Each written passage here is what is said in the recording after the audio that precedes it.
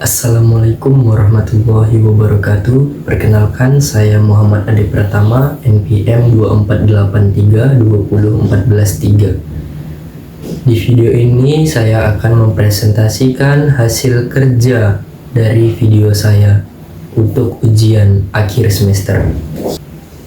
Adapun tugas individu yang saya buat adalah tugas video ekonomi mikro. Adapun judul materi ujian akhir semester di video ini adalah dengan judul yang pertama, teori distribusi ekonomi mikro, dan yang kedua adalah teori harga-harga dalam ekonomi mikro. Yang ketiga adalah permasalahan dalam ekonomi mikro dan penyelesaiannya, dan yang keempat adalah fenomena ekonomi mikro pada masyarakat dan impact-nya atau dampaknya. Adapun judul pertama yang akan kita bahas adalah teori distribusi ekonomi mikro. Pengertian dari teori distribusi ekonomi mikro adalah teori distribusi dalam ekonomi mikro mengacu pada analisis mengenai bagaimana pendapatan atau kekayaan didistribusikan di antara individu atau kelompok dalam masyarakat. Hal ini berkaitan dengan cara sumber daya seperti barang dan jasa didistribusikan di pasar, serta bagaimana distribusi ini mempengaruhi kesejahteraan ekonomi dan pola konsumsi. Teori distribusi juga berfokus pada distribusi faktor-faktor produksi seperti tenaga kerja, modal, dan tanah yang dapat mempengaruhi upah, sewa, bunga, dan juga keuntungan yang diterima oleh berbagai individu atau kelompok dalam perekonomian. Adapun tujuan dari judul di atas adalah yang pertama, memahami bagaimana pendapatan, keuntungan, dan sumber daya ekonomi didistribusikan di antara pelaku ekonomi. Dan yang kedua adalah menjelaskan peran-peran faktor-faktor produksi seperti tenaga kerja, modal, tanah dalam menentukan distribusi pendapatan. Dan yang ketiga adalah mengkaji keadilan dan efisiensi dalam distribusi sumber daya ekonomi.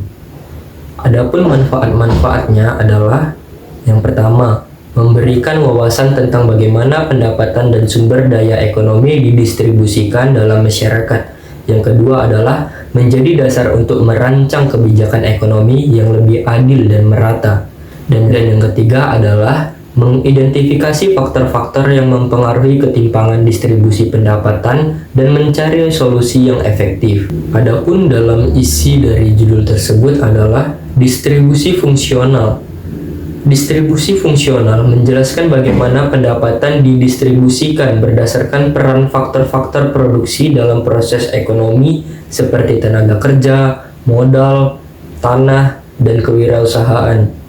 Masing-masing faktor menerima bagian dari pendapatan berdasarkan kontribusinya terhadap produksi seperti upah untuk tenaga kerja, bunga untuk pemilik modal, sewa untuk pemilik tanah, dan keuntungan untuk pengusaha.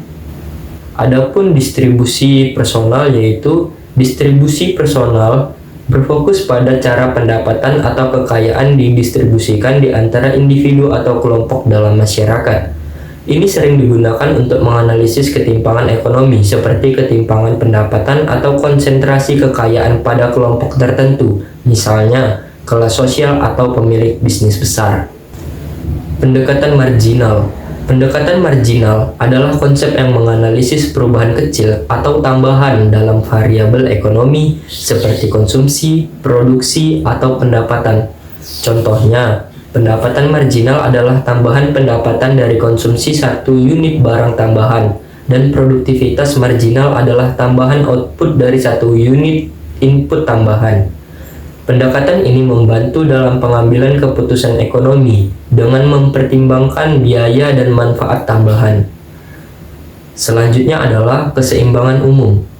Keseimbangan umum merujuk pada keadaan di mana semua pasar dalam perekonomian berada dalam keseimbangan, yakni jumlah barang yang ditawarkan sama dengan yang diminta, dan semua faktor produksi digunakan secara efisien.